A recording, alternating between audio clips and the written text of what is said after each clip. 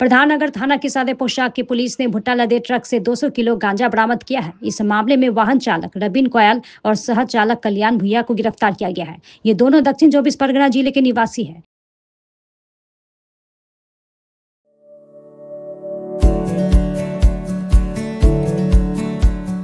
Pampered, not just a hospital, but a mother. बरामद गांजे की बाजार कीमत लगभग 4 लाख रुपए बताई जा रही है।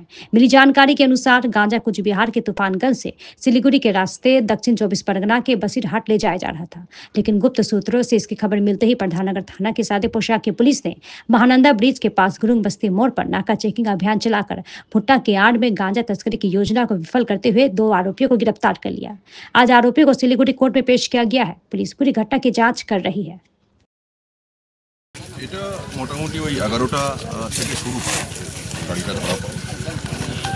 তখনই আমরা চেক করি, প্রোটোকল মেনে চেক করে দেখা গেল যে ভুট্টার বস্তা, বেশ কিছু ভুট্টার বস্তা একটা ট্রাকে যেরকম পরিমাণ থাকে তার মধ্যে কিছু কিছু বস্তার মধ্যে গাঁজা বিশেষ করে প্যাকেট করে প্যাক করা আছে এবং সেটা টোটাল আমরা 21খানা প্যাকেট পেলাম। ওজন করে দেখা 202 কেজি মজুন। দুজন গ্রেপ্তার আছে, দুজনেরই বাড়ি কুলপি সাউথ 24।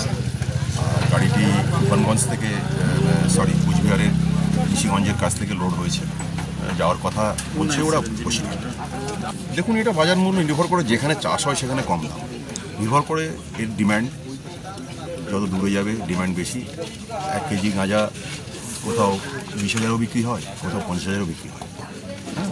তো অ্যাভারেজ সেভাবে একটা দাম করছে যা হয় 1 লক্ষ টাকা আর কি দাম। একজনের নাম রবিন কোয়াল, 27 ইয়ার্স, ও গাড়ির চালক এবং মালিক। আর সঙ্গে আছে কল্যাণ ভুঁইয়া, ও চালক। ওরা অল্টারনেট করে গাড়ি চালায়।